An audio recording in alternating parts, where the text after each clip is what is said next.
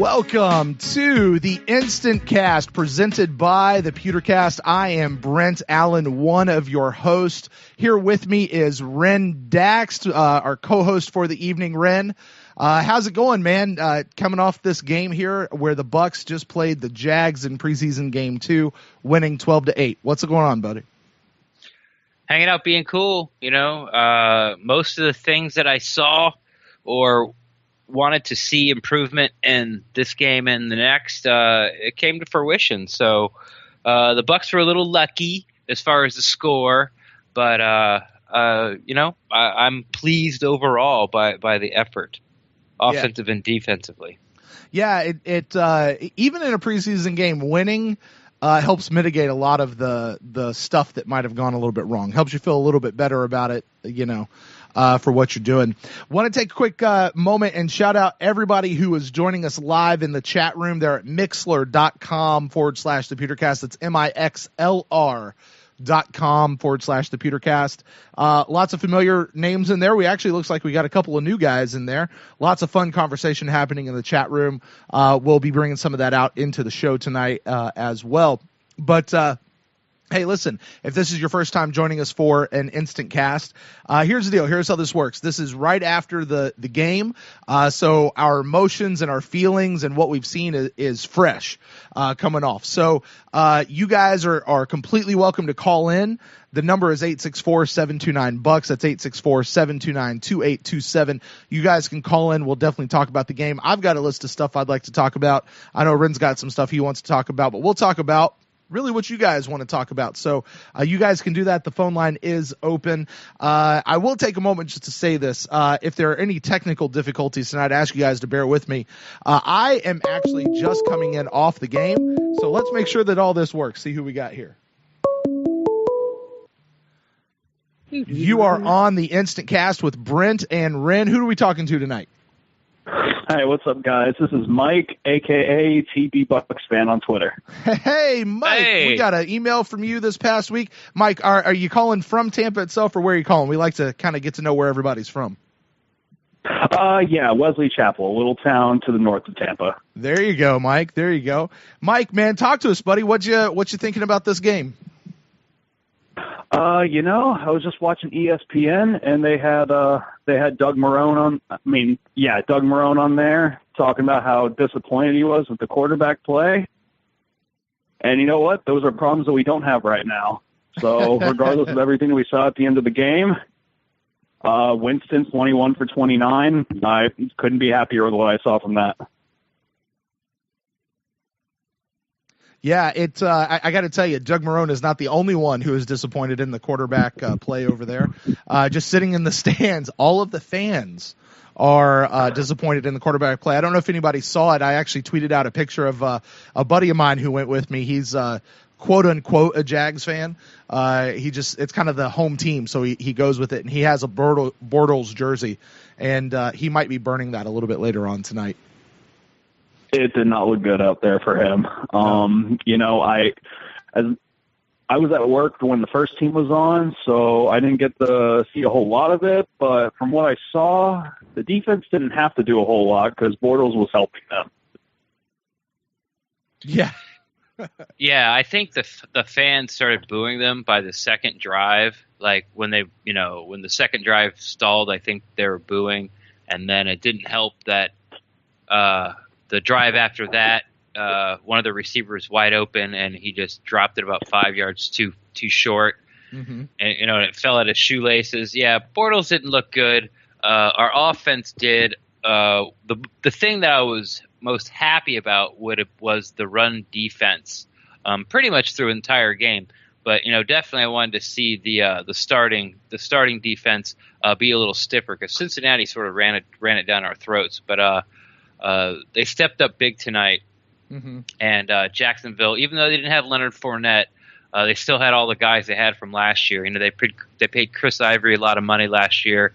T.J. Yeldon was a high draft pick, and it just shut those guys down. So that's what I'm probably most pleased to see as far as defensively. Yeah, Mike, if you get the chance, definitely go back and watch that first half of the game because I got to tell you, for me, getting to watch it just from what I saw in the field. I haven't gone back and watched any of the replays, but just what I saw. I mean, if that's the offense that we're going to be putting out on the field this season, it's going to be a good season. It's not perfect. But this is going to be a fun season. Yeah, one of the things I really liked was it seemed that until Dotson came out, the O-line was really giving Winston some good protection, it seemed, back there. Mm-hmm.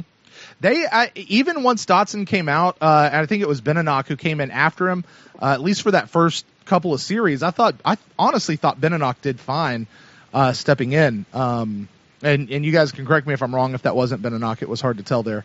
But it was. Yeah. Though it did seem, I think, kind of towards the end of the second half, if memory serves right, maybe it was getting a little more shaky. I think Beninock got hurt as well, or they just put in Wester just to see how he would do. So once Dot went out, it was Beninock, but before the second string line came in, they had Wester over there, and that's when that fumble, that was it a fumble or was it an incomplete pass? And Hump picked it up and ran the end zone. It was a touchdown. Then it wasn't.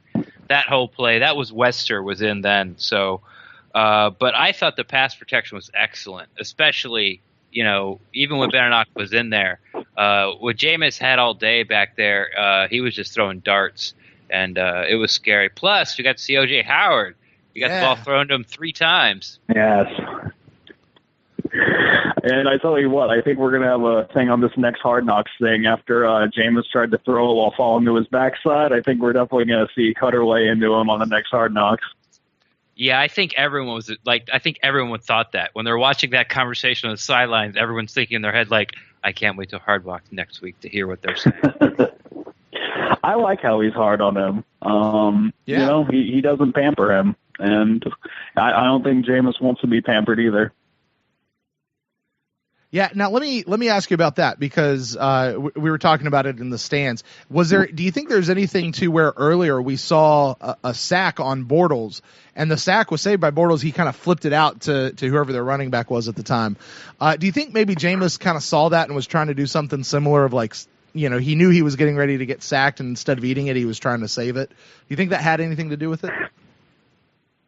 I don't know. I think it was like 3rd and goal at the time, and Jameis just wanted a touchdown so badly that he was just willing to just throw it up there. But that one play where Bortles flipped it out, and that was Gerald on the pressure. It did seem like, correct me if I'm wrong, but it seemed like that was the only really good pressure that we had put on Bortles. The rest seemed to be self-inflicted on his part. No, they had Levante David got a sack later. It might have been Henny was in, but it was still their first string offensive line. And I was watching Noah Spence a lot tonight, and he was getting around his guy pretty regularly, but it was always short of those time slant and short throws. Nothing later, like a little bit later down the field to develop. So there was pressure getting there. And they ended up with, I think, 2 sacks, maybe more. But I remember Levante Davids for sure. And then Darius Glanton got one late in the, I think, or early in the fourth quarter. Yeah, I'll bounce off that. Just kind of coming off the first team as far as defense looked in the first half. I thought they actually looked pretty good for the most part. Vernon actually was, I think, the one who stood out to me the most on first team defense. Certainly Levante had that sack. I do remember, Mike, I think I know what you're talking about. There was, what was it? Maybe their second or third series. I think it was their third series out where, the Jags are not great. They weren't doing well at all. No. But every time we would have them over a barrel, we would do something stupid to give them a first down. We'd get a penalty, or we would do something just dumb that would kind of give up something. So that might be what you're talking about. But that'll be an interesting thing to go back and do on the rewatch, is to see if that's something that happens. Yeah, overall, these first 2 games, really happy with how the offense has been moving the ball. Getting towards the start of the regular season, I'd like to see Jaquiz Rodgers work a little bit more in the games with the first team offense, because he'll be what we got for the first 3 games. But Doug's looked good out there. I'm excited to see what he can do once he comes back. Yeah, I think he looked really good tonight. And for the second game in a row, Charles Sims has actually looks like he's gotten over not making decisions. He's been committing to a hole between the tackles early. Hasn't had any like spectacular runs, but from what you saw from Charles Sims last year, they look like spectacular runs. He's making up his mind. He's committing, and he's getting yardage in between the tackles. So that was good to see. I thought our running game looked good tonight. Mm-hmm. You saw definitely in the second or the third and fourth quarter. It was definitely in the fourth quarter. The Bucs seemed like they weren't so intent on scoring points anymore. It was just like, we're going to take Barber and we're going to take McNichols, and we're just going to run the ball at you and see what we can get. Like, they really weren't trying to run a passing game whatsoever. It was like, okay, we've seen what we want to see, the ones and the twos. Now let's get the threes in there, and let's just run the clock out, keep everybody healthy, and get out of here. Yeah, towards the end, the only thing I really could have asked for was the only thing I was hoping for was just give Folk one more shot, just try to give him one more redemption kick there, because I don't think that the blocked point after attempt was much his fault, but he did push that second field goal. Yeah, I think it was funny. Isn't that the exact length that Aguayo missed too? Like, he missed an extra point, and Folk missed an extra point, was blocked. But then I think they both missed a 47-yarder, and they both just like pushed it right. It was just, and the look on Cutter's face was priceless. He's just like, he's like, you're kidding me. He's like, you got to be kidding me. That'll be an interesting thing on Hard Knocks, I think, this week, to see maybe a conversation between Light and Cutter talking about the kicker situation this week, and what happened there. So, hey, Mike, I'm going to go ahead and clear the line here. Let maybe somebody else call in, but thank you so much for calling, and please keep sending those emails, send those tweets, and call us back on a future show. All right. All right. Appreciate it, guys. Appreciate all your hard work. All right. Go Bucs. Thank you. Good to hear from you, man. All right. Well, guys, that was Mike at TB. Oh, I forget what his Twitter handle is. Anyway, he's a good friend of the show. TB_Bucs fan. There you go. He's a good friend of the show, does quite a bit with us. Guys, phone line is open if you guys want to call in. I understand there might be a little popping that's going on. Some people were telling me in the chat room, so I apologize for that. Trying to track it down. Pop. Yeah, we'll try to track it down and get that figured out, and hopefully it's not going to be too terribly distracting. But you guys call in the number 864-729-BUCS. That's 864-729-2827. And while we're doing that, Ren, let's talk a little bit about the running game. I want to dive into that a little bit more, particularly Doug Martin. There's been a lot of talk this offseason of what's going to happen with Doug Martin, what's going to happen when he comes back off suspension, because we're going to lose him here in about 2 weeks for 3 weeks. Is he still going to be on the team? Is he not? Even Light said, well, he may not be the starting running back, which is absolutely the right thing he should say in that situation. But how'd you think Doug looked tonight, especially compared to the other running backs we saw? Just like how he looked in the first game. He looks like the best running back that we have. I thought he made good decisions, and the first guy, except for on that swing pass, if he could just got, he had the sort of that it wasn't a screen, it was like a 5-out flat route, and if he could have got by that guy, that could have been a big gain for him. But he always made the first guy miss, and he always fell forward, and even sometimes the he would even power through the first guy. Not only just make him miss, but let bounce off or just power right through the tackle. He looked like Doug Martin. It's one of those years again. Is it 1,400 yards? Looks like it. Of course, he's going to miss 3 games. So, okay, 1,100 yards, 1,000 yards. There we go. But yeah, he's been the best. And even Sean McDonough at the end said it like, you got to keep this guy, and we are. Yeah. Let's check in and see who we got calling in here with us tonight. You are on with Brent and Ren with the InstantCast. Who are we talking to? Hey, this is Will in the Midwest. Awesome. Say your name for me one more time. What now? Will in the Midwest. Will in the Midwest. How's it going, man? How Midwest are we talking here?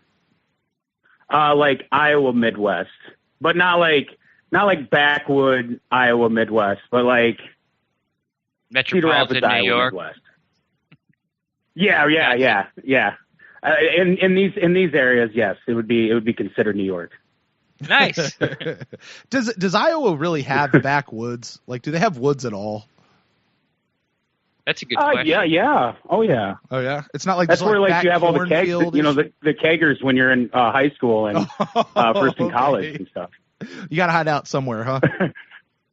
All right. Yeah, Well, you got to keep it out incognito. there you go. All right, Will from Midwest, what are your thoughts on the game tonight, man? I probably just the same sentiment as other people have had. Really impressed with the offense and the first string offense and defense. Really liked what Doug was doing tonight. Hoping that the whole, is he going to be cut? Is he not going to be cut? Hopefully that just doesn't happen. Hopefully it's just they're leaving it up in the air. I thought Jameis looked really good. Besides maybe those two plays, but the way I kind of looked at, and this could just be me, is, there was like 3rd and goal when he threw that one. I was more concerned about his knee, to be honest with you. And you could tell so far in the 2 preseason games, it's just preseason, that he's using more of his check downs, which I'm very impressed with. You've heard this all the way through the entire offseason that was his main focus, was, taking what the defense gives him. And I've seen that, and I'm very impressed with that. I kind of feel like he just threw it up 3rd and goal, knowing that it was going to be 4th down. That if it wasn't preseason, it was a regular season game, he would have just took the sack. That's just my opinion. But what did you guys think? Ren? About that play, I think it was a stupid play. Yeah. I don't know. Like, I'm not in his head, so I could. What you just said about the argument about if it's preseason, kind of throw it on a lark. Sure, but I still don't want him to do that. Right. But it's just a maturity thing, and we've all heard it. But we still know that there's going to be times this year where we see that part of Jameis. He just competes, and he thinks he can make every play. And you don't necessarily want to coach that out of him. If you coach that out of him, then you never would have got that play last year in the Chicago game where he scrambled around, for a half hour, or when he gets outside the pocket and finds Evans, or even tonight when he ran up in the pocket and he could have ran for the first down, but he found Hump for like an extra 7-8 yards. Yep. So you don't want to coach it out of him. It's going to be a learning thing. I don't think we've seen the last of it. And to be honest, he might play 15 more years, and you'll still see that like 2 or 3 times a year. It's that Favrean in him. Yeah. You know what I mean? Yeah, say that word again, that what? Favrean. Favrean. He's just very Favrean. Everybody wants to compare him to this. On Hard Knocks when they said the Aaron Rodgers thing. And I know that other, media members and podcasts, so I'm not trying to take credit for this. A lot of them say, you're not when Cutter said you're not Tom Brady, you're more like Aaron Rodgers. There's been other podcasts out there that said I see more Brett Favre, and that's what I've always seen. I see more Big Ben and Brett Favre than I do, Aaron Rodgers or any other quarterback when it comes to him. That's just part of his game, and that's what makes me love Jameis Winston. But at the same time, I definitely can understand where you're coming from, Ren, where it's kind of disappointing, but it is just a maturity thing. I completely agree. Yeah. Brett Favre is a popular one. I don't hear Big Ben as much, but I like it because they're sort of like the same size. Like if you sort of got a hold of Favre, he went down. But the size of like Jameis and Ben and their ability to keep extending the play, scrambling around, that's where they really match up. And then the absolute utter like commitment and believability in his arm strength, like Favre had, where I can make this throw. It doesn't matter. Like, okay, I got to throw it through a keyhole. Right. No problem. I can do it. Yep. No problem. Yep. What they used to say about Favre, he could throw a football through sheet metal. There you go. I remember hearing that saying many, many years ago, is that he's the type of guy who could throw a football through sheet metal. And I've always kind of felt like that about Jameis too. So. Yeah. So was there anything you didn't like? What was disappointing? The thing that stood out to me, I mean, well, first of all, breaking news, there may still be a problem at kicker. I don't know if any of you guys noticed that, but then again, it's preseason. Hopefully it works itself out. I mean, is Ray Finkel still available? Can we get Ray Finkel tryout? No, but I think Einhorn is. Einhorn. Okay, Einhorn or Finkel, Einhorn, it doesn't matter. Let's get one of them in there. But no, the depth at offensive line seems concerning to me. Because I was wanting to see that, and that was one of the things I was going to bring up too, fellas, is I want to see more of McNichols. But we're putting McNichols in with, the third string offensive line. It just doesn't seem like they're doing very well at all. And I just heard on one, I don't know if it was Talking Knox, when you were talking about the camp meet or whatnot. What's his name? Remind me, please. Cole Gardner. Yeah, your favorite guy, Cole Gardner. Yeah. Your homeboy, Cole Gardner. I don't know. I see that they're just very, very underwhelming. I want to see, because I mean that's just a position that it tends to, the big guys in the trenches, they get hurt, ankle injuries, get rolled up on. I just want to see us have better depth at that. I don't have to be concerned about that. So the two things that kind of stuck out to me that was a little disappointing, and has been for the most part, has been the kicking in the offensive line. The backup offensive line. Well, I thought the first string offensive line looked awesome. Yeah, me too. But to sort of, this is what I think is going to happen to sort of maybe quell your fears a little bit. Okay. On the inside, I think our depth is very good. Right now, they're trying Benenoch out at tackle, but I think right now he's probably going to be our second, or I guess our third string guard if push came to shove. And I thought Benenoch played really well when he didn't have like four other guys that were second or third string next to him. When he filled in for Dot, I thought he looked really good. Now I thought he looked amazing. Completely agree, Ron. So from what I've heard, if Dot or Donovan Smith go down, they're going to move Pamphil there, and then they'll bring in Evan Smith to play Pamphil's guard spot. Mm-hmm. So the depth is a little better than you're seeing. One, because you're not replacing all five guys at once. You're only one piece at a time, and you still got those four starters, hopefully, there to sort of help that one person who comes in.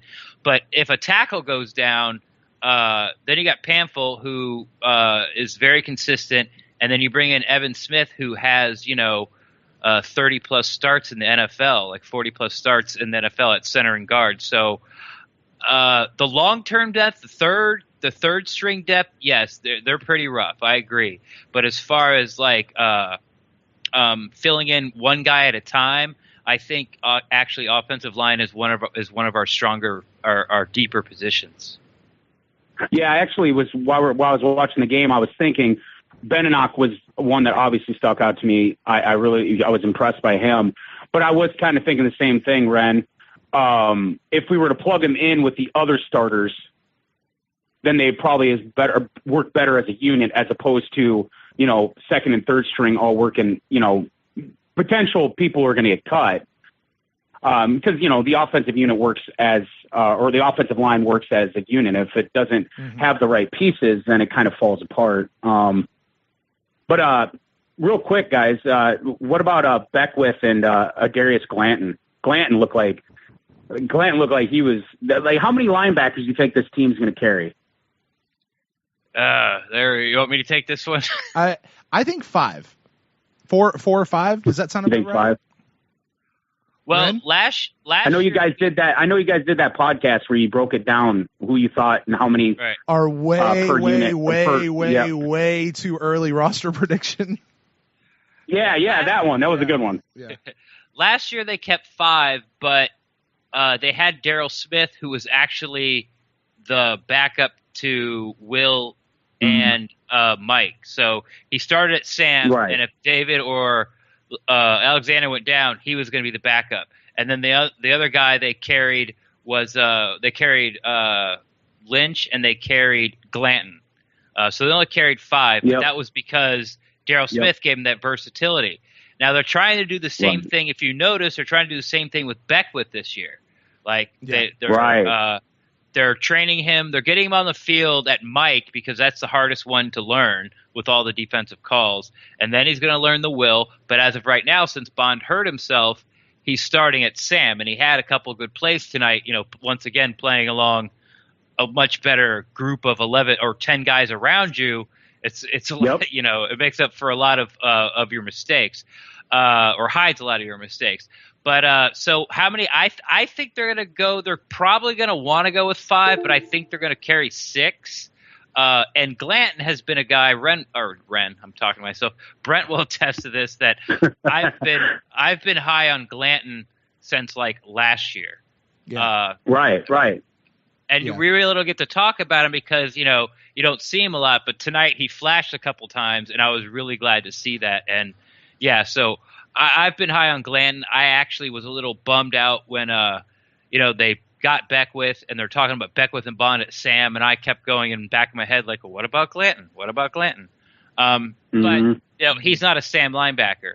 But he's always around the ball. He always makes tackles on the special teams. If he's on 8 plays, he'll make like 6 of the tackles. So I'm probably I'm gonna say 6, but I think that they would like to keep 5. But I think early on in the season, until some of the guys start to learn the other positions, Beckwith, and all depends on Bond's health as too. I think they're gonna go with 6, and then once Beckwith starts to catch up and learn everything, then they can drop one of those guys and maybe pick up an extra, an echo corner / outside nickel, or maybe a 6 wide receiver, or maybe they can, carry a third quarterback. Just, however they want to work it. Yeah, and I'll say this coming off of that, being there at the game, particularly about Glanton, he made a really good case for himself staying on the team again this year. I agree with you, Brad. He really did. I know everybody's favorite darling of Hard Knocks this year is Riley Bulla. Yeah. And a lot of people say, "Oh, we've got to keep him. We've got to keep him. We've got to keep him." He might be really a victim of just sheer numbers. There's only so many positions. It's why I love your question of how many of these guys do you think we're going to keep, because you have to figure that in anytime you're talking about whether or not you're going to keep somebody.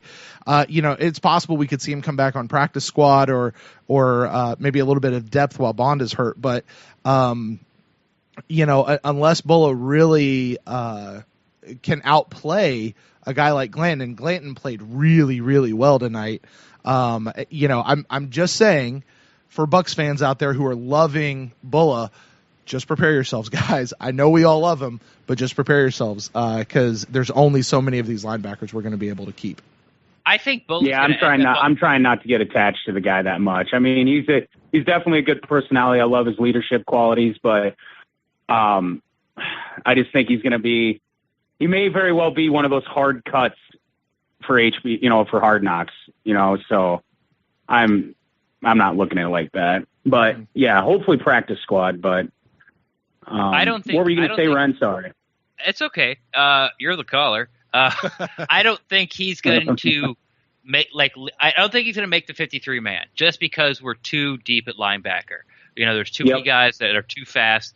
But he was in on a couple of tackles, and he had some hustle plays. When he's on the field, he makes plays. The problem is there's just too many guys that are too good in front of him. And then with what they said on Hard Knocks about, pointing him out and Dirk Cutter, those are things teams that scout him from afar can't see. Don't know that he's always talking. Don't know that he's is a leader. Don't know that Dirk called him out in front of the whole entire team. And that's sort of the negative of Hard Knocks, because if you put him on the practice squad, he's not going to stay there. I fully believe that Riley Bull is not going to make the team, but he will be on someone's 53-man roster somewhere. Right. As soon as he gets cut, he's going to get picked up, unless they find someone to find a spot for him. He definitely. I don't know if you guys have ever seen the movie The Program, older movie. You guys remember that? It has been movie had James Caan. Yeah, where they lay down in the street. Yeah, exactly. Remember that was like a big controversy. They had to remove that from the movie. But anyways, that should tell you my age. Really, the guy reminds me so much of Latimer. You remember that? Place at the table, starting defense. I don't know what it is. You know, Latimer, of course, was a lot bigger. It was that whole story in that movie was on steroids and stuff. But yes. Like that, Riley's like personality just reminds me so much of that, and I love that. Like I love that. You know, that attitude he's got. And I'm not saying he's not, a very skilled person, but it's just he's going to be a victim of depth, good quality numbers ahead of him. And then one last thing here. What do you guys think of Ryan Smith? Do you think he looks a little better than he did in the first game? I will tell you this from my side, being there at the game, I noticed him twice. And one wasn't a really great time. So you guys might have had a different view from from at home or being able to watch on TV, but I didn't personally notice him a ton tonight. Right. I think he did play better. I didn't think his play was really that bad to begin with. Last week, it was his first time, playing cornerback in a professional game. Like the only place he never even played a defensive snap last year. He played strictly special teams. So I didn't from where he was, and from where he was drafted and what school he came from, the competition he came from, I didn't think he played that bad. I think he showed up a lot better. He's a lot faster than I remember, or that I knew, I should say. I shouldn't say I remember, but I knew. It looks like in that week he sort of cleaned up his angles a bit, something that Justin Evans I still think needs to work on. But I thought he played a lot better. I think the more reps he gets and the more comfortable you feel. With Ryan Smith, it's almost like he has to start to learn or believe that he can play. Like he can hang with these guys. And the more reps that he gets and the more times basically you don't get burnt, your confidence starts to grow, and then you can your athletic ability and instincts will start to take over. Now, I think he'll be fine. Hopefully he doesn't play it down this year. But like Grimes and Hargraves the whole time. Yeah. Right. So I agree. I like his progression. I have no problem with Ryan Smith whatsoever. But it's nice to actually have these conversations. Like sometimes I get upset on Twitter about on the feed talking about Ryan Smith, you're the worst. What a wasted draft pick. That is, just think like last year, like we didn't even know who our third wide receiver was going to be. We didn't know who the first tight end was. Right. Now it's like who's the backup quarterback and who's the fifth wide receiver. So these are arguments that you hope you never have to even find out. But it's really good that Jason Light has built enough depth where like these are like the passionate arguments as we fans can have now. Yeah, the times have definitely changed in Tampa for sure. That is correct. Anyways, I really appreciate you guys' time taking my call. I've always wanted to talk to you guys. I love what you guys do. You're definitely a different breath of air, so to speak. And I know, Brent, when you started this, I started listening to you right off the first episode. Nice. How you said, you kind of wanted to fill the void for Chris. Yeah. When he stepped away, but you wanted to do it your own way. So I respect you for that. And I really like the addition. I know you've been here for, quite a while, Ren. And by the way, I love your training camp diaries. Thank Keep doing that. I love that. I hope you do that every year. But yeah, it was a pleasure speaking with you guys. And I'll definitely be calling in more. Will, please do. We'll be doing this show after every game, We'll see what it looks like throughout the season, but we'll definitely do one after every game. Right. Yeah. My pregnant fiance is asking me to come to bed, so I'm gonna go ahead and do that. All right? You better do that. Well, anyways, guys, calling in. you guys have a good night. Remember, Twitter handle. Speak softly. Carry that stick. All right. There you go. Heard that. All right, guys. Well, that was Will from the Midwest, Iowa, as it turns out. I wanted his Twitter handle so I could know who he is. Hey, Will, I know you're going to listen back to this. If you're not right now, if you will on the podcast. Oh, that's a good point. Message us or shoot us or shoot us a DM or something and let us know where you're on Twitter. We'd certainly love to catch up with you. Ren, that's what I love about this show. there are people who've been listening to the show since episode 1 who we've never talked to, and now they're starting to call us. I love that. We had Kevin call us for the first time a couple weeks ago. Dan called. I think he's called before, but he called us. Guys that we know, guys we're getting interact. Mike just called. He's been a long time our first friend two of the callers. show. Yeah, so love that. Hey, listen, guys. The phone line's open. You guys want to talk? Shout out to everybody in the chat room over at mixler.com/thepetercast. You guys want to chat with us? Give us a call. The number is 864-729-BUCS. That's 864-729-2827. Ren, I think I felt like I was asking this question, and I don't know that we got all the way through it. Did we finish talking about the running back position? We just sort of talked about Martin. We didn't really get on past that. Yeah, so just to recap that, to me, what I saw today was exactly what we've been hearing coming out of camp, is how much better Martin looks than the other guys. Right. I thought tonight better than Jaquiz, better than Charles Sims, who, by the way, I thought Charles Sims looked okay tonight too, for all the crap we've been giving him in practice. You're not going to make the team. Yeah, and even Peyton Barber. Jeremy McNichols, I don't recall how much of him we saw tonight, but Doug just clearly seemed to be best. And by the way, he got the first 5 plays to him. Now whether that was by design or whether that's just kind of how plays developed and he got checked down to, still we've seen that happen before. When Doug gets those first several plays together, it develops a certain momentum and that gets the offense going, and it just seems to work. So I loved seeing that happen. But getting off of Doug, what did you think about the other guys kind of behind him, about Jaquiz and Charles Sims and the other guys? This seemed to be a game since the stars were playing the first half. They played Doug like the first quarter and a half, and then they played and Sims sort of spursed in there. So it was like Doug. It was like it was 2 years ago. Yeah. Let's see what we'll finish up later. Sure. You are on with Brent and Ren for the InstantCast, talking about the Bucs versus Jags. Who do we got here tonight? It's your favorite chef. Hey, chef. Oh, wait. I got to get this right. Yeah, we got corrected earlier today. We did. I don't remember what it was. Oh no. Well, go and talk to him and I'll find it. Chef, I got a message from you, but I'm not even going to read that message now, man. First of all, did you get to see the game? I know you work late. Did you get to see the game? And whatever part you've got, what'd you think about what happened? No, I did not see the game, unfortunately. As you said, I work late, so I'll have to catch the re-recordings and all that stuff. But from what I saw on the Twitter feeds and all that stuff, Jameis looked awesome. The offensive line, or the first team offensive line, looked awesome. Mike Evans dropped an unfortunate touchdown pass, it looked like. So that was points off the board, unfortunately. But we all know that he's going to be a top 3 receiver in this league, so it won't matter. Justin Evans looks like he's going to be back up, if anything. He does not look like he's anywhere near ready to play for the season as a starter at all. So it'll probably be Conti and Tandy at that position. And, as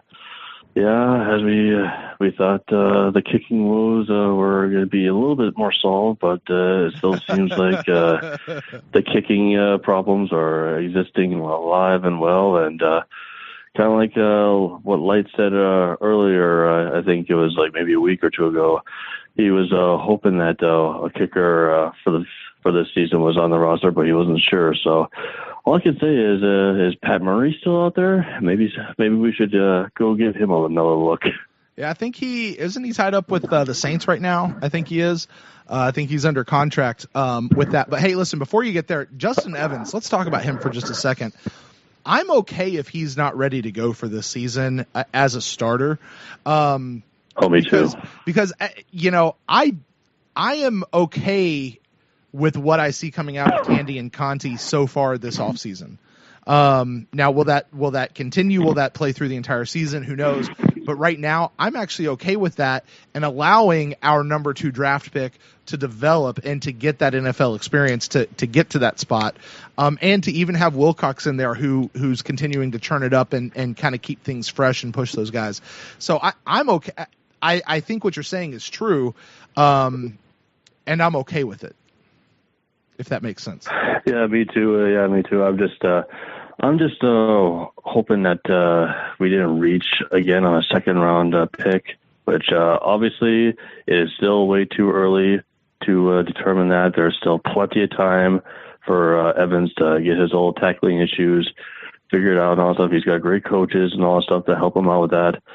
But yeah, it's just it still scares me that with his tackling issues that obviously he won't be a starter, which I agree with you, Brent. I am perfectly fine with having T and Wilcox handling those duties this year and having him learn from those guys and having them shore up those tackling issues and hopefully having an even better safety battle like next off season than training camp. Yeah, I'm sort of in the opposite boat with everybody with Justin Evans. I didn't really see him miss any tackles tonight, to be honest. Now, he does take some pretty bad angles sometimes, which I think and that sort of is playing into like this missed tackle theme. Once again, I'm going to go back to last week where Joe Mixon broke the tackle. And everyone talked about, oh, my God, Justin Evans, you missed that tackle. But he made the next two guys miss totally, like didn't even lay a finger on him. And no one brought up, like, Lynch's name and Glanton's name. Like, no one said a word about how those guys missed the tackle. It's just because he came in the league with the tackling problem. So every time he doesn't make a tackle or takes a bad angle, it's like, oh, here we go, So, but then, like both you guys said, like, it doesn't matter because he doesn't have to start. Right. He doesn't have to start. And even if, like, there's an injury to Tandy or Conti, he still doesn't have to start. Right. So there's Wilcox. So there's lots of depth there, and he's there to, he's there to learn. But I also I'm with Chef with the reaching in the second round because that seems, if Jason Light misses in a round, it seems to be the second round. And, so, we all know with Aguayo and with ASJ, he's also done well, but if he misses, it's round two. So I get that as well. Yeah, and I mean, let's look at some, second round picks that he did do well in. Donovan Smith and it was Ali Marpet, right? Ali Marpet. Back up and to get Ali. Noah Spence. And Noah Spence, yeah. So we, Speaking of Spence, he really? I haven't really seen much from Spence this preseason. How's he been looking? He's been looking great. He really has. Yeah. He in practice this past week, he obliterated one of their offensive linemen in a couple of drills. Oh yeah, I saw that. I tell you the truth, I don't remember seeing him tonight. But it was much harder for me tonight to track the individual players and what they were doing being there at the game. I'm not worried about him at all. Yeah, he's just an eyelash. I think he's a real deal. He's just an eyelash late. It's like you see these and you're like, okay, here's our guys. They should get to the quarterback and make sacks. Well, I mean, if you get 3 sacks a game, that's a lot. And it's got to come from different people. And you got to think, like, a lot of the sacks come in the second half of games when the offensive linemen are getting tired and the score is sort of established. So one team might be, like, throwing on every down. So, you can just pin your ears back and go. And that's when a lot of the sacks start to happen. So, even though he hasn't gotten any sacks, he did get a tackle for loss last game, and he's just like he's right there. Like he's right there all the time. Like when the quarterback lets go of the ball, no matter who it is, the closest guy to him is Spence. So he's doing fine. I think kind of like with Mike Smith, he doesn't want to unleash his whole entire defense in the preseason. So he's obviously. Like you guys were saying, like this whole preseason is going to be very vanilla on the offense and defensive side. Mm-hmm. It's just all about finding the depth, which right now on the defensive side, it scares the hell out of me because, oh man, those cornerbacks were just getting burned. I mean, obviously, I heard you guys talk about Ryan Smith and all that stuff, and I don't know what exactly they're seeing that is so like enticing, but hopefully he figures it out. I mean, obviously he was a safety last year. He's going back to his original position of cornerback, and obviously he didn't really have any in-game experience last year during the actual season. So the preseason is definitely the best way for him to get his reps in, but hopefully he figures it out sooner than later, because especially with depth after, obviously with Grimes' injury with his laceration, the depth after Vernon Hargreaves is pretty sketchy. Yeah, I hear you, and I'm not necessarily disagree with you, but you also got to think the other team gets paid too. Like if a defensive back gets like 7 pass breaks up in the entire year, that's like really good. Like you can lead the league with like 7 pass breaks up, 4 interceptions. Like, you know, that's close to the top of the league. I think the most interceptions ever for a defensive back in a season is like 11. I mean, that's ever. So like if you're like 6-7, that's all Pro Bowl stuff. So everyone's gonna get passes completed against them. You know, it's all about you know where you are in position and things like that. So, I mean, I'm with you. I still think the team can win if Hargreaves or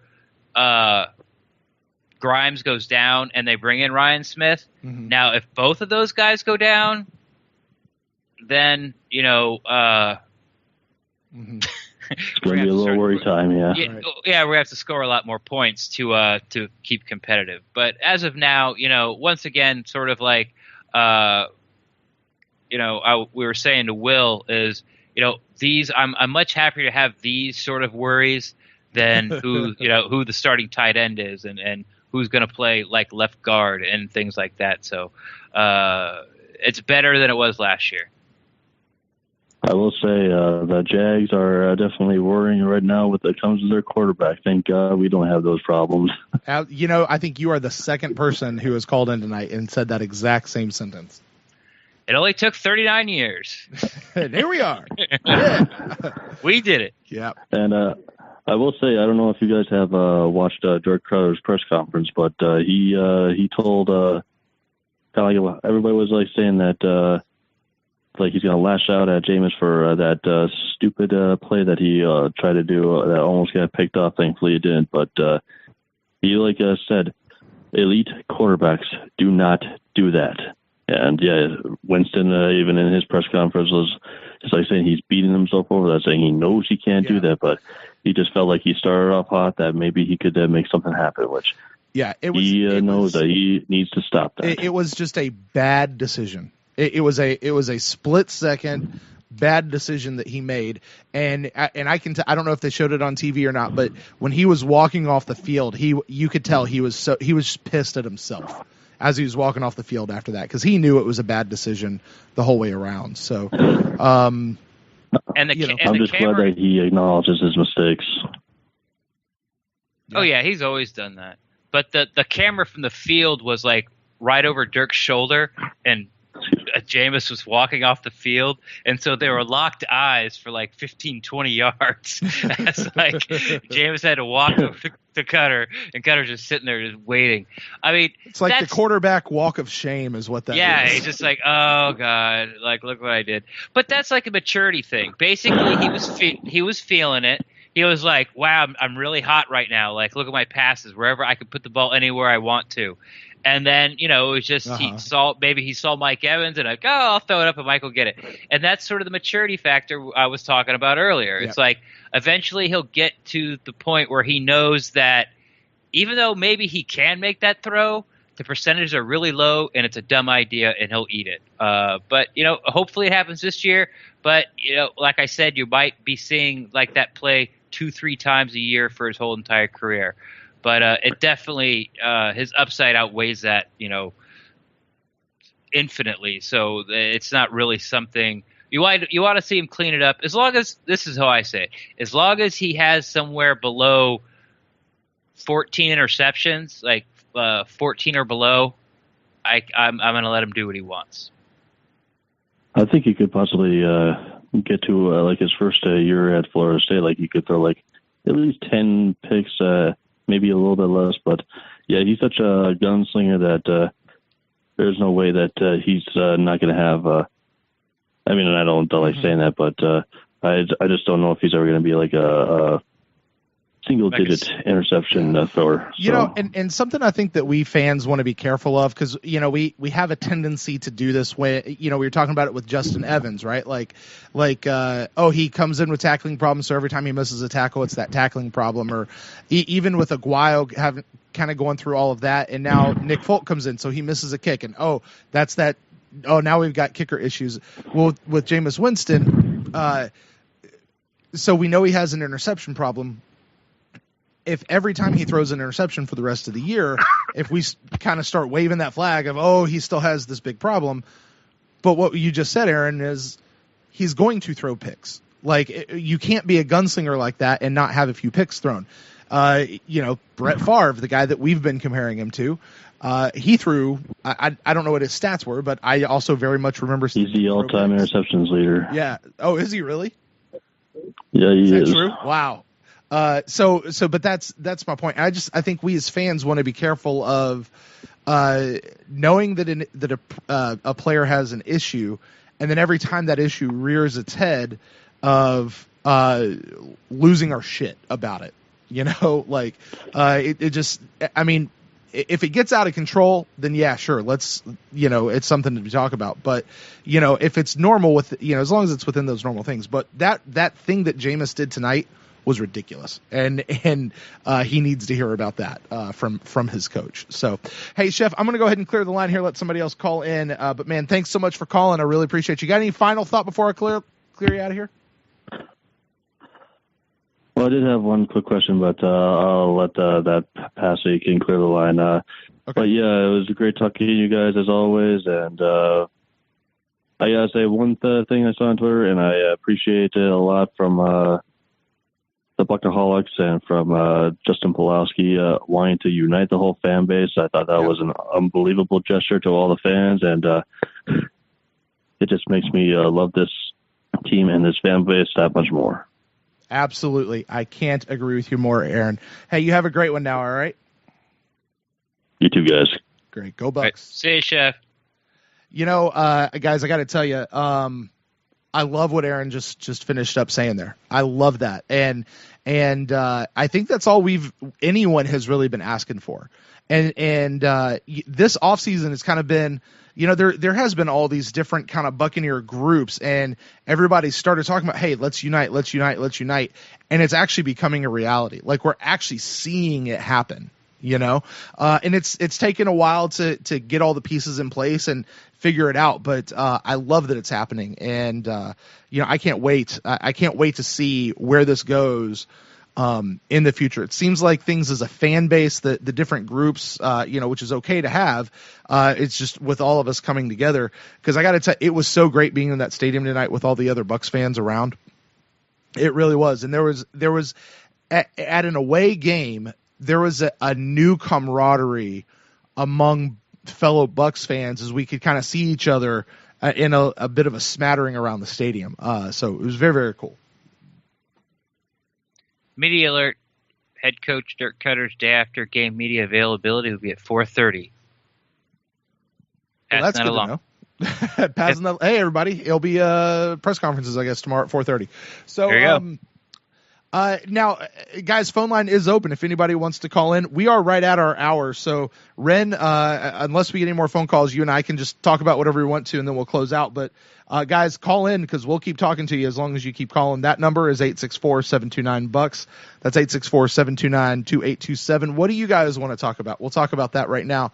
We'll talk about that. But for right now, Ren, I want to talk about the offense, particularly the starting offense. We've talked a little bit about how good they look tonight. Can I rain on that parade just for a moment? You can try. Here's the thing I didn't like, and this is the thing that I'm going to need to see cleaned up in the next preseason game if we are going to go forward. We've got to finish. That offense, the offense proved that they can move the ball, they can move the chains. Jameis is doing great. He's moving to his checkdowns. Doug looked great running out there. OJ Howard's had some really great plays. That chemistry between Jameis and Brait was there. D-Jax was burning people up tonight. Mike Evans, yeah, he had a drop, but man, he's still is fantastic. Like, we've got a potent, great offense. We've got to be able to finish. That score should not have been 12 to anything tonight. It should have been 21, 24, somewhere around there. And that's the thing I think that I've got to see here coming out of the offense, or that I'm looking to see for the offense from preseason game 3, is they need to be able to finish these drives. Yeah, I've heard this, narrative start to go around. I think Ira talked about it. He's sort of in any time that the Bucs don't, score a touchdown every time they get in the red zone, he brings it up about what a slow starter he was at Florida State and how he's only scored like 7 touchdowns the first quarter in his first 2 years. I think right now there's a little too much being made of it, especially since, we give everybody else a pass and everybody, it's preseason. Hump drops the ball. Mike Evans has dropped the ball now, like 2 easy balls in 2 games. No one said a word about that. I hear what you're saying, and I'm not discounting it totally. I just think that it's something we do not need to worry about right now. They're not necessarily I'm not trying to say they're not necessarily trying to score, but there's certain things they want to work on to see if they work in the red zone against certain coverages and defenses. So the red zone play calling sheet is not set in stone, and they're still working on it. Now, if we're still having this conversation like, week 5, week 6, then, I'm right there with you.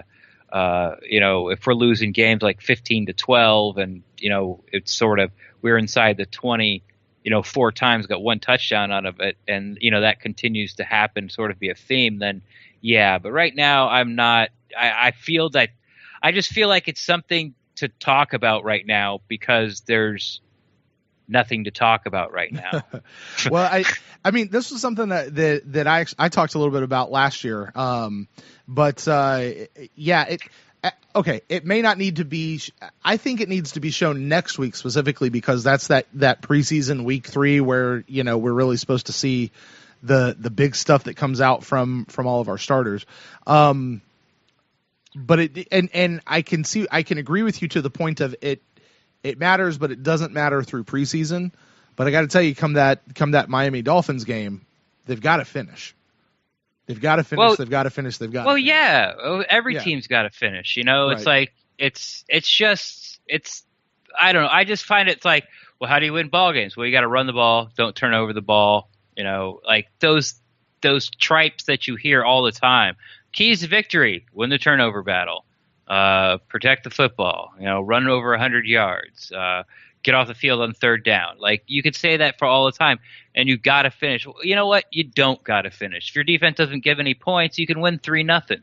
So you don't got to finish. It just helps. I mean, I get it, but but it's just this, you gotta. It's like, no, you don't. It'd make it a lot easier. I'd want to see it. But right now, I'm not going to start worrying about stuff you got to do that's not even doesn't even matter for another 3 weeks up the road. So that's all. I hear what you're saying. I'll keep my eye on it, but I'm not going to bring it up as like, oh my God, we have to do this. That's just me. Yeah. Well, but see, that's why we get to be co-hosts. So you don't do that, so I will. So we can look at it for when we go there. Well, Ren, is there anything else that you wanted to talk about tonight? Anything you saw? Anything that stood out to you? Again, final call to anybody who wants to call in, 864-729-BUCS. Ren, throw it to you for any kind of final thoughts on the game tonight. Yeah, a couple of things. Even though we won the game, I thought the defense was lucky. I mean, when Henne came in with that short field, he had those 2 touchdown passes, and those guys dropped them both. Right. The coverage was tight, but there were 2 touchdown passes were dropped. So I think the defense was lucky. I really liked what they did in the run game all game long, like pretty much, first, second, third string. The passing game, though, I think was a little lackluster. And it's not like they only threw at Ryan Smith because Vernon was on the field. They threw at Vernon a lot. I heard you say that he sort of stuck out to you. I didn't think he had a particularly good game, to be honest. I think he was lucky with a couple of drops. But, I had the benefit of replay and the announcers and sort of people telling me exactly what I'm looking at. And then at the end of the half, I think it was the end of the first half, where it was like a 58-yarder, and they went to punt it. I was like, well, why not? Like, why not have Folk try to kick it? Let's see how far he can actually – it's a preseason. Unless you absolutely know that 58 yards, he's never made one. He's tried it in practice, since he's been there, and he's still never made one. I get it. But I was just like, it's preseason. Why not try a 58-yard field goal? So that was just, a little something that I was kind of, just sitting up in my chair and looking at the TV and going, why? I mean, what's it matter? Just have him see if he can do it. And then the third thing, this is really dumb, but that Watson commercial, did you have that Watson? Oh, you missed it. Yeah, I missed it. Okay, I'll save it for some other time. Okay. It was a dumb Watson commercial. They're like, it was the IBM thing, and a repairman shows up like 2 days early to fix the elevator, but it doesn't matter because if he's fixing the elevator now, the elevator's still down. So does it matter if the elevator's down now or 2 days from now? Oh, we got a phone call. I guess that Watson really did it. Well, you are on with Brent and Ren for the InstantCast show. Who are we talking to tonight? Craig in Vegas. How you guys doing? Craig, I thought that might have been you calling. What's up, in, buddy. man? Hey, what'd you think of the game tonight? Just got done with softball, so I got in the last call, so it's good. There you go. Yeah, you just barely made it in. We were getting ready to wrap the show, so. Okay. Hey, just a couple things. I agree with the Nick Folk thing. You should have given him some shots, but the kicking situation still makes you a tad nervous. I know it's preseason and this and that, but I know he's a veteran kicker as well, too. Mm-hmm. I still say that they're still scouting a bunch of kickers in this league. Yep. Or, Jason Mike, listen, the guy rolls the dice. I could see him trade him for someone too if he's unsure because you could see it in the coach's face, like what's going on here? This is what you're supposed to do. 50 and in the NFL should be automatic. There's no doubt about it. On the corners and Hargrave as well too. Craig, yeah. let me cut you off there because I want to say, I just want to say about the kicker situation. Yes. I think we said it, was it episode 42, Ren, or something like that? We said that the future kicker of the Bucs may not be on this team right now. They may be on some other team, and I agree with you. I think Folk is probably more consistent and therefore more reliable than Aguayo was. So I understand where we are now, but I don't know that Folk is our long-term solution even for this season. Well, I might keep an eye on that Bengals preseason game because those kickers they had last week. I mean, those guys are hitting 50 plus like it was nothing. And I think the one kid from Memphis, who's the Groza Award winner, is there too. So they've got two really good kickers. I'd be interested, especially because they got a first-hand look at them. Yeah. If they look at one of those guys as well too, because they seem like they have two really good kickers in their camp right now. Mm-hmm. I thought Conti had a really bad game. Listening to the radio, watching a little bit as well too. At the same time, there was a few times where they played outside leverage, so they released to him, and he wasn't there on the inside. So that's concerning because he had some of the same issues last year as well too. And I know, especially on the one where they dropped the touchdown, I think Conti, at one play he didn't make up, maybe tipped the ball, but on that one they clearly dropped, I think he had inside that was supposed to be his ball, and he was nowhere to be found on that as well too. And listen, I know at times he was good last year, and there's times he was awful last year as well too. So that's still concerning. I know they've got a bunch of safeties there, especially with him, JJ. You got Tandy back as well too. Now I also think without Grimes out there as well too, that makes a big difference as well too, in the coverage as well too. But I just think sometimes that safety play right now, they're jumping when they shouldn't, and then when they're not playing the inside or outside leverage situations right at times, and that's what killed them in the first half of last year until they got it down.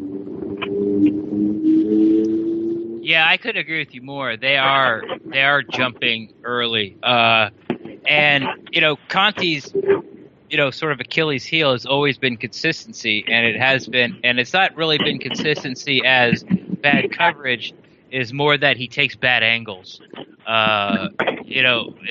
It's sort of like by the time he figures out what's going on, it's already too late sometimes. So I hope they get it down to. I think the Bucs defense is going to be much better than it was the first half, but I'm not really sure they're ever going to be able to match what they did the second half through the whole year. So I think they're going to somewhere fall in between there, unless everything comes together. It's all stir. So we'll see. Yeah, I think so too. I think you have a better D line this year as well too. So obviously, pressure up the middle especially makes your corner and your safeties better because they don't have to defend as well too. But like I said, the other thing, there was no major injuries tonight as well too. That's another positive as well too. Obviously you want Jameis to eat the ball there as well too. But you know what? Maybe he doesn't throw that ball if Mike catches that other one as well too. Mm-hmm. And I want to give Adam Humphries, that kid played a really good game tonight. He had a great game. He's still holding on to his spot position, and so Humphries played a really good game tonight as well too. Yeah, I actually put a little note down like we need to quit throwing those short bubble screens, misdirection passes to Hump. And then finally, they did one and they got all the blocking and it worked out, and I sort of scratched it out. Because it seems like it's been about a year since that play actually worked. And then, and they tried it early and it didn't work, and then tried a different variation of it a little bit later and it did work. I was like, okay, well. So it seems like the short passing game and screen game is going to be a big thing for the offense this year. Yeah, well, I think especially with Evans and Jackson and Howard and Braid, it should just ease. It should free them up just more space because there's only so many guys you can defend out there. Right. Yeah, and get the ball into Hump's hands. Get the ball into Deshaun Jackson's hands. Even get the ball in O.J. Howard's hands as soon as possible in space, where all they got to do is beat one guy and it's sort of off to the races. So I think we're going to see a lot of, like I said, a lot of those misdirection, one-way turn around and fire it to one of those guys one-on-one on the outside. All right, guys. I look forward to next week. I'll call in after the Browns game. Very good. We'll look forward to hearing that from you over there, Craig. All right. Thanks so much for your call, man. All right, man. Craig in Vegas. I like Solid Craig. Yeah, it's always Craig. I always love hearing from the guy. I love hearing from new people, but I also like hearing from the guys that call in all the time as well. I love hearing from everybody. I think that's what I said, only in fewer words. So Ren wins tonight. So Ren, like I said, any other final thoughts as we kind of close out the show here tonight? Does it really matter if you fix the elevator today or 2 days from now? Does it really matter, Watson? That's all I got.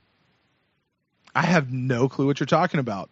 But it's true. I think it should be funny or not. Hopefully somebody knows what I'm talking about and they find it a little funny. There you go. I think as far as final thoughts for me, is yeah, I don't know. No, we talked about just about everything. Arrow's trending up. Yeah, Arrow's trending up. There you go. I like that. I think Cross, he's probably the one guy I haven't talked about tonight. Alan Cross, I feel like, is making himself a guy who's going to be hard to cut. You remember how we talked about Russell Shepard last year? Coach Cutter said, I always kind of wanting to cut this guy, but I can't. I feel like Cross might be making himself that guy who's a little bit hard to cut. So guys in the chat room are screaming for Barth. They're saying we should bring back Connor Barth. It'd be fun to be the third time we brought him back. So I don't know. He's got to get released by the Bears, I guess, before we do that. So yeah, Aguayo's got to beat him out. Yeah. And then do you really want to bring him if Aguayo beat him out? Yeah. Yeah. So I don't know. It could be good. All right, Ren. I think that's going to do it, guys. That's going to put a cap on the show. It was a fun game. Good show. Yeah, it was a good show. It was a fun game to be at. More so for me than my buddy who's a Jags fan. The Bucs have the Browns coming into Ray J next Saturday. I will also get to be at that game, which is cool. In my brand new season ticket seats. So I can't wait to go check those out. And see what we have there, and might have a little special surprise for the Instant Cast show next week. But coming up this week, Ren, we've got training camp journals. We got a couple of those coming out from you this week, 3 of them. Is that right? That might be actually the last 3 from what we understand. We've also got Hard Knocks coming out, or not Hard Knocks, Talking Knocks is going to be coming on Tuesday night, guys. It's this same platform right here. You guys were watching Hard Knocks on HBO at 10 o'clock Eastern Standard Time. And as the show credits are rolling, we'll fire this up. And you guys call in and we can talk about the show, talk about what we saw. Probably we'll get we will get some footage of the game that we just watched here within the last hour or so. And so we'll get to talk about that. Then we've got the Instant Cast show coming up on Saturday of this coming week. And then we'll have a main episode actually coming out, I think the following Monday is how that'll work. So lots and lots and lots of stuff coming up. You guys are awesome. If you want to contact us at the show, you can email us to thepewtercast@gmail.com. Follow us on Twitter, Facebook, any of those places at thepewtercast. You can follow me personally at Brent Allen Live. And Ren, where can people find you? At Rendax on Twitter, REN_DAXT at Rendax. I'm always down to talk Buccaneer football. Very good. Well, guys, once again, thanks so much to everybody who joined us in the chat room tonight over at mixler.com/thepewtercast. You guys are great. Had lots of fun conversation happening over there. You guys are awesome, and we can't wait to see you guys next week. And until then, just like we always say, go Bucs.